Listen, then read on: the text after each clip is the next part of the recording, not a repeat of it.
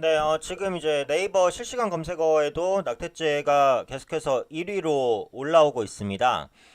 굉장히 이제 장기간 어떻게 보면은 이제 결론을 내리기가 좀 어려웠었던 문제죠. 낙태죄에 대해서 이것을 이제 폐지할 것이냐, 유지할 것이냐, 생명의 존엄성에 대한 문제, 그리고 여성의 행복과 이런 선택권에 대한 문제 사이에서의 갈등이 오랫동안 논쟁으로 지속이 됐었는데, 결론적으로는 낙태죄에 대해서 7명의 재판관이 헌법 불합치 결정을 냈습니다.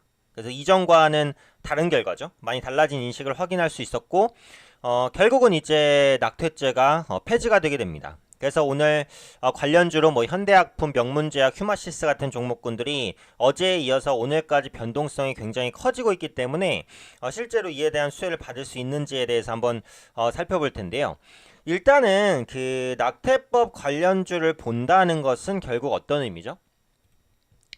낙태죄 폐지 관련주를 본다는 것은 결국은 이 얘기예요. 낙태죄가 이제 폐지가 되면 예상을 하는 게 뭐예요? 낙태가 증가한다는 거죠. 증가. 그 다음에 낙태 수술 혹은 뭐 임신 관련 테스트 수요 증가 기대 이겁니다.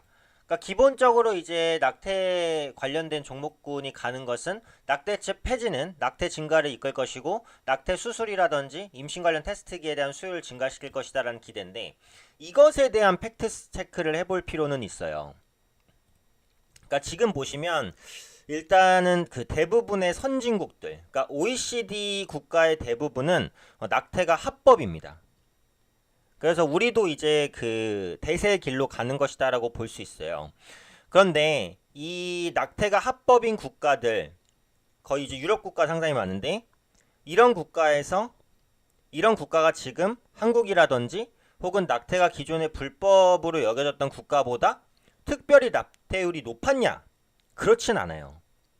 오히려 낙태가 그동안 불법이었었던, 그러니까 예를 들면 한국 같은 그런 국가가 낙태율이 더 높다는 의견도 나오고 있어요. 그리고 실질적으로 합법화된 사례를 보면 합법화 초기에 낙태율이 증가하는 것처럼 나타나긴 했어요. 그런데 이것은 실제로 합법화에 따라서 낙태가 적극적으로 많이 늘어났다라기보다는 그동안은 불법이어서 이제 음성적인 시술이 행해지다 보니까 통계에 제대로 잡히지 않았었던 부분이 합법화 이후에 통계에 잡히기 시작했다라는 것을 의미하기도 합니다. 그리고 낙태가 중간에 합법화된 국가의 낙태율은 몇 년 안에 낙태율이 감소하는 모습까지 보였다고 그래요.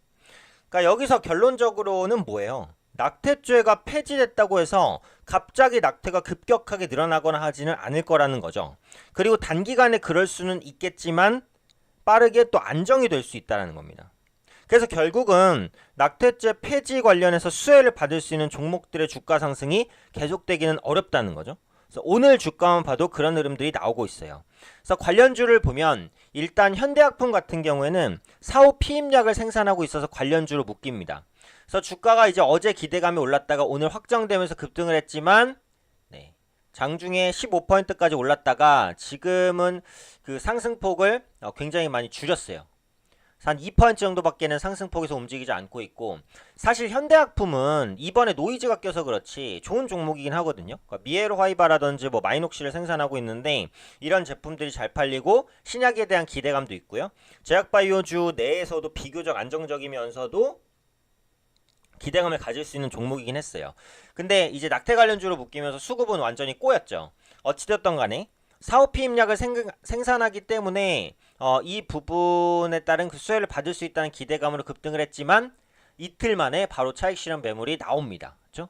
그래서 기술적으로도 추가로 밀릴 가능성이 있어요. 앞서 말씀드린 대로 낙태죄가 폐지됐다고 해서 당장에 낙태가 크게 급증하거나 할 가능성은 낮다라고 보기 때문에 이런 기업들이 수혜를 크게 받기도 좀 쉽진 않다라고 보여지는 거죠. 명문제약도 마찬가지입니다.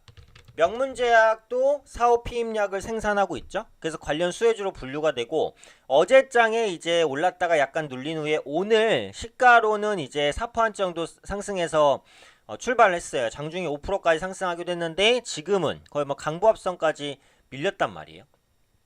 아까 말씀드렸듯이 낙태율이 실제로 크게 증가할 가능성은 크지 않다라는 관점인 것이고, 휴마시스는 좀 다르죠. 휴마시스는 이제 조기 임신 테스트기를 생산을 하고 있습니다. 그래서 사후피임약을 생산하는 업체와는 약간 다른데, 어쨌든 큰 흐름에서 보시면은 그 중심 내용은 같아요. 그쵸? 그래서 결국은 낙태죄 폐지에 따른 수혜를 받을 수 있을 것이냐인데, 네, 굳이 그렇게까지 수혜를 받겠냐라는 거죠.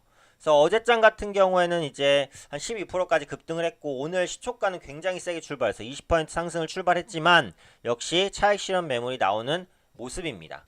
그래서 제가 볼 때는 이제 낙태 관련주는 거의 흐름이 마무리가 됐다라고 보시면 될 것 같아요. 근데 지금 남아있는 논쟁 같은 거 있잖아요. 그러니까 임신하고 몇 주까지를 낙태가는 기간으로 볼 것이냐. 이것은 이제 태아의 생존 가능성을 보고 이제 판단하는 것인데, 그 기간이 길어지면 길어질수록 낙태 관련 주에는 좋겠죠. 그래서 그 기간이 시장 예상보다 길게 나온다라고 한다면 그때는 낙태 관련된 종목군들, 지금 말씀드리는 현대약품, 명문제약, 휴마시스 이런 종목군들이 재반등을 시도할 수도 있다라고 보여져요. 근데 일단 지금은 기대감이 좀 소멸되는 구간이니까 현재 위치에서는 추가 하락 가능성도 상당히 높습니다. 그래서 신규로 진입하기는 어렵다는 거죠. 그래서 뭐 결론적으로 말씀드리면 낙태죄가 폐지됐다고 해서 낙태가 크게 늘어날 것으로 보이지는 않는 만큼 관련주들의 상승도 단기에 끝날 가능성이 높다라는 관점.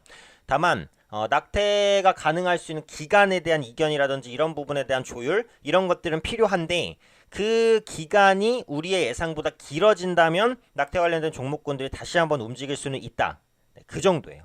그래서 어찌됐든 이번 이슈는 단기 테마에 그칠 가능성이 높기 때문에 일단 좀 주의가 좀 필요한 구간이 아닐까. 그래서 낙태 관련주에 대한 평가는 여기까지 좀 말씀드리도록 하겠습니다.